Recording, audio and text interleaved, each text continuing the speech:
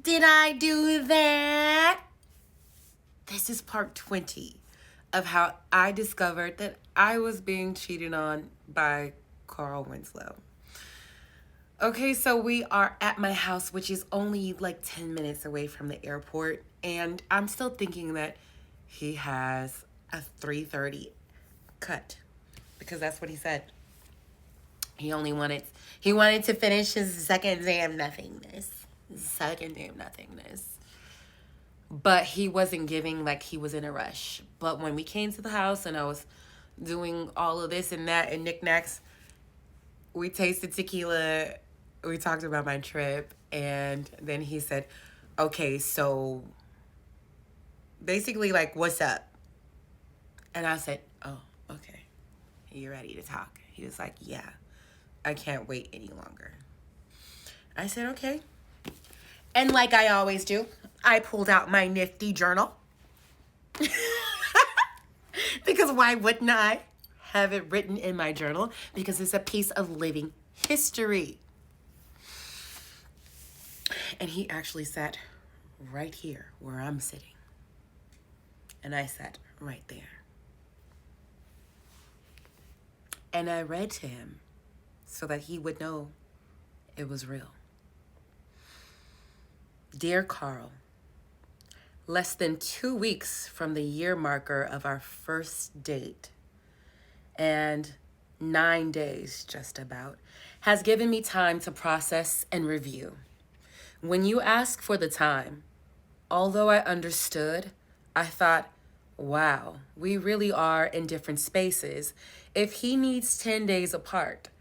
And then I thought, well, maybe I need to do some different kinds of consideration about this relationship in totality as well from my own perspective and how I feel about everything. Here is what I have discovered. I believe that you are the most considerate, thoughtful, loving, creative, smart, and funny men I have dated. One of the. No? Man. Sorry, y'all.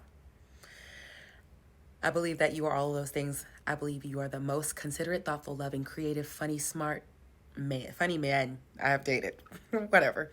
I feel seen and loved by you so much of the time. I enjoy being around you all the time. And most of all, I'll feel cared for.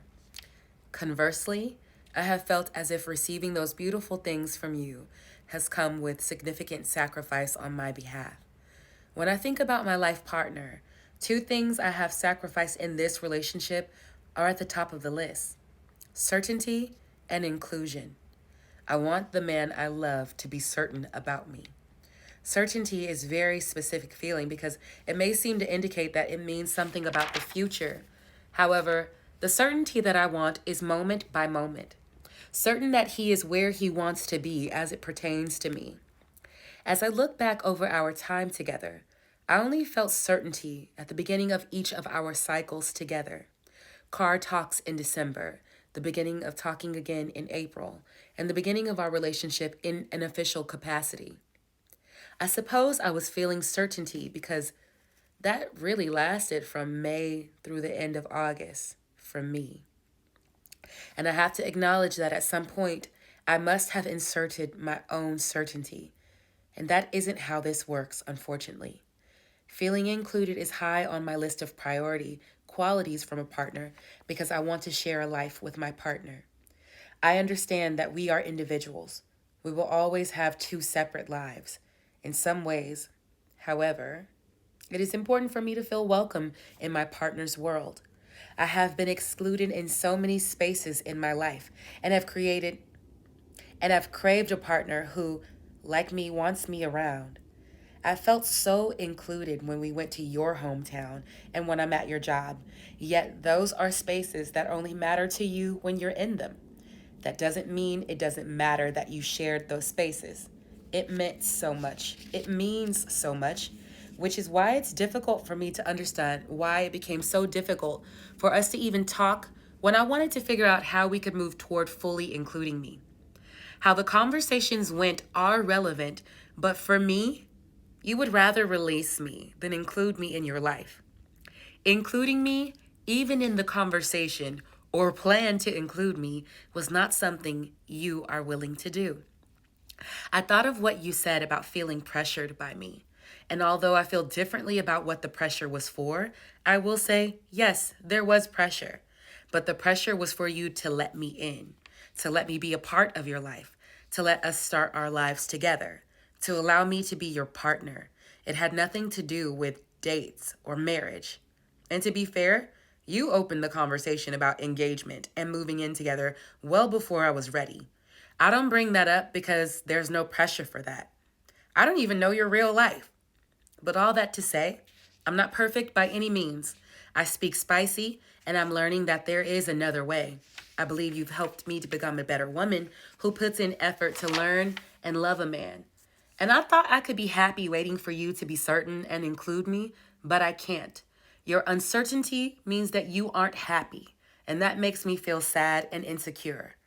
And not including me makes me feel insecure and lonely. I want us both to have what we want because we both deserve it. I love you and thank you for showing me the beautiful love that is possible, although it won't be between us.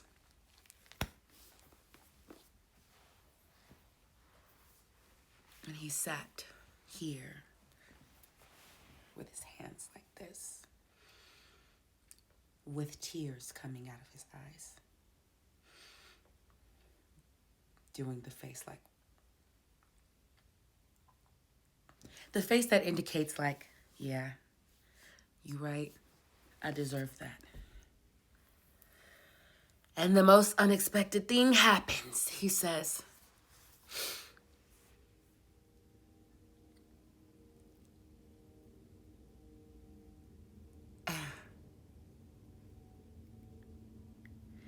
is that your final decision, or is this something that we can talk about?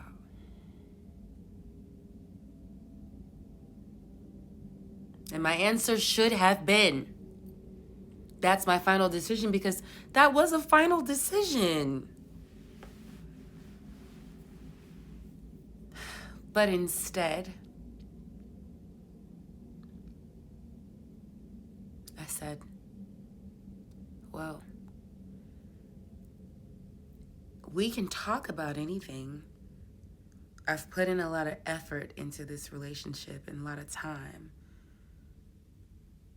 We can talk. And we spent the next hour or so, maybe more, probably more, definitely more, talking and asking questions. But essentially, he's trying to convince me that he's ready to be here. And I'm asking questions about why, how would I know that? How would I know? What would be different? And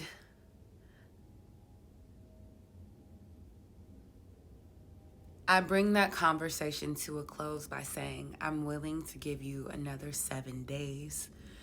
I need another 7 days to make a decision about what I want to do post that conversation. And that conversation is such a blur to me because it shouldn't have happened. And all of a sudden, like how do you have time? You said you wanted to go back to your day of nothingness, and now you got the time.